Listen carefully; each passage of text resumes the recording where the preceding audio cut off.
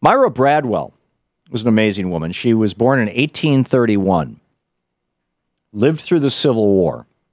After she had been a school teacher, and in 1855, her husband became a lawyer. He was admitted to the Chicago bar. They moved to Chicago. He became a successful judge. And she became a lawyer, right? She had 4 kids, 2 died at an early age. She's just an amazing woman.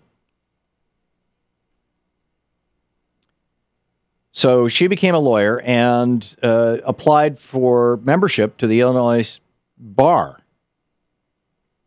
And the Illinois State Supreme Court said, no, ain't going to happen.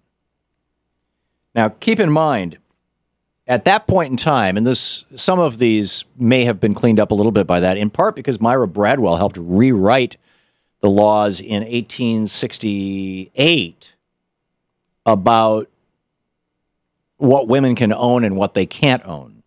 But reading to you from my book, Unequal Protection, Chapter 2, The Corporate Conquest of America, this is right after, now corporations have been given personhood, and African-American men have been given the right to vote.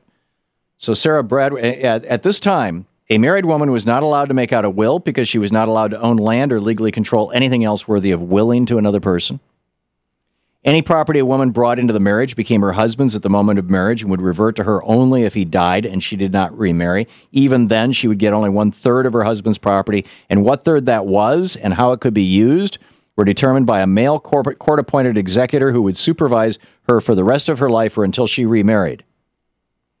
When a widow died, the executor would either take the property for himself or decide to whom it would pass. The woman had no say in the matter because she had no right to write a will. Women could not sue in a court of law except under the same weak procedures allowed for the mentally ill and children supervised by men. If the man of a family household died, the executor would decide who would raise the wife's children and in what religion. She had no right to make those decisions. If the woman was poor, it was a virtual certainty that her children would be taken from her.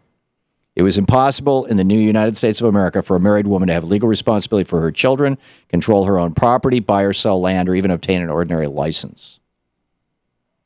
So anyhow, Sarah Bradwell takes this to the Supreme Court in Illinois saying, I want to be a lawyer. I'm fully qualified. I can pass the bar. And this is what the Justice Joseph P. Bradley wrote in his decision, 1873, Bradwell v. Illinois. The family institution is repugnant to the idea of a woman adopting a distinct and independent career from that of her husband. So firmly fixed was this sentiment in the founders of the common law that it became a maxim of that system of jurisprudence that a woman has no legal existence separate from that of her husband, who is regarded as her head and as her representative in the social state. So, in other words, women came to the court and said, hey, can we have some of that personhood? No.